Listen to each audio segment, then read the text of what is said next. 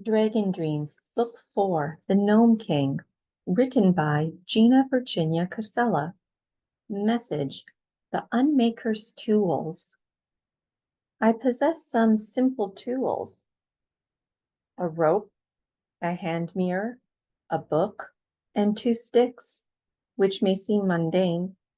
However, they evoke both fear and reverence in others. Other tools I continue to discover.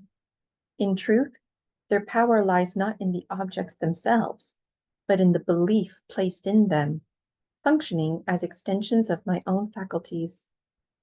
They serve as mere symbols to focus belief, the real force flowing from inner conviction in my abilities. When this self-trust aligns with the faith others instill in me, our collective belief amplifies my gifts. In time, I realized my mind forged these symbols. Imagination is my ultimate tool. Imagination is an umbrella term for all the tools we embody. These tools are gifts. During a guided meditation led by Teal Swan, I embarked on an inner journey to find my personal tools. Before me appeared a rope, a golden hand mirror, a stick, and a book, which were then placed on a belt I wore. Teal explained that these symbolic items represented the skills I need to fulfill my life's purpose. At that time, I was unaware that I was the Unmaker, one of many versions of myself across universes, with one in each universe. These tools seem to have a life of their own, happily working alongside me. They feel like extensions of my own body. I don't even need to touch them for them to work. Like objects in cartoons, they magically appear when needed, even if I've left them behind or forgotten them entirely. When I use them, I don't have to try. They are part of my thinking process, intuitively knowing what to do, even if consciously I'm unsure. My understanding is these tools see me this way, so we merge as one force. The rope.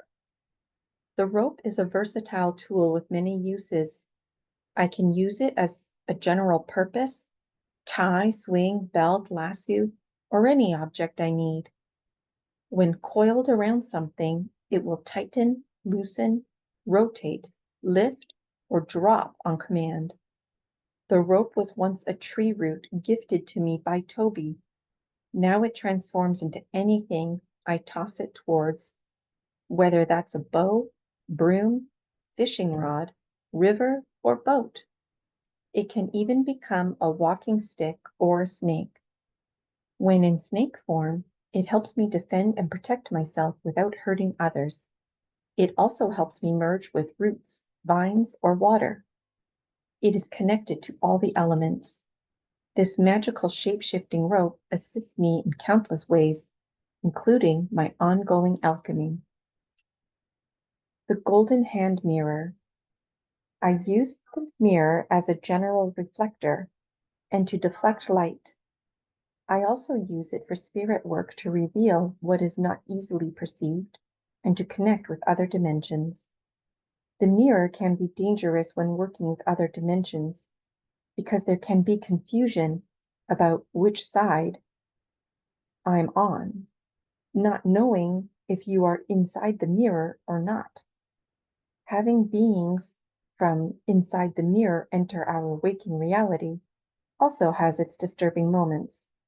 Either way, we are all reflections of the eternal now. When dreams become overly intense because we are exploring too deeply and cannot decipher reality, we wake up feeling startled, yet this resets our awareness, as astral travel across time and space can be disorienting for our biological bodies and spiritual essence.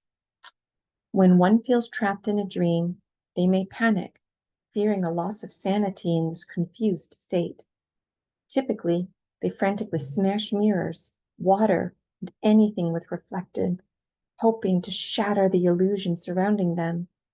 Though frightening and often perceived as crazy, This smashing demonstrates a longing for truth. We want truth, but struggle to accept it.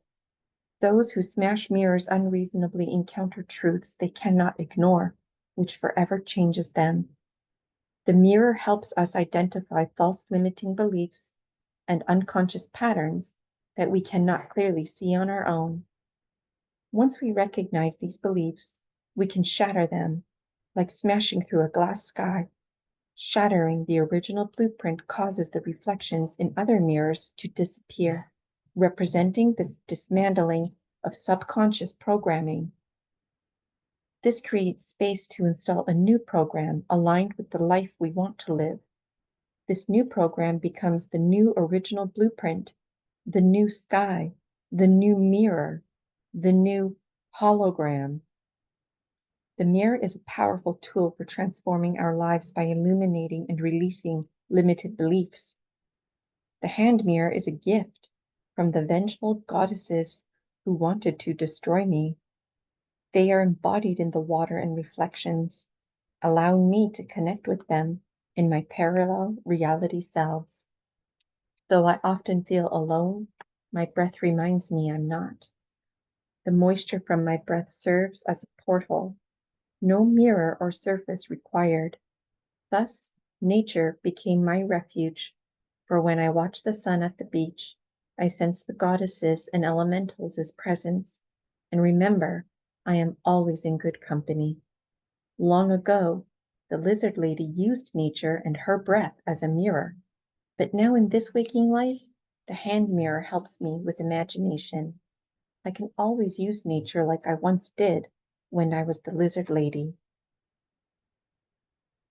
The two sticks. I carry two sticks with me that serve multiple purposes.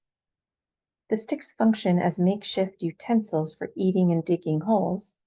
By tying them together into a boomerang shape, I can knock down fruit from tall trees. The sticks also act as a dowsing rod to locate water or measure a location's energy. Additionally, they serve as a compass for navigation or as a cross shape for spiritual work. The versatile sticks gifted by Toby transform into the different shapes to meet my needs, whether practical or mystical.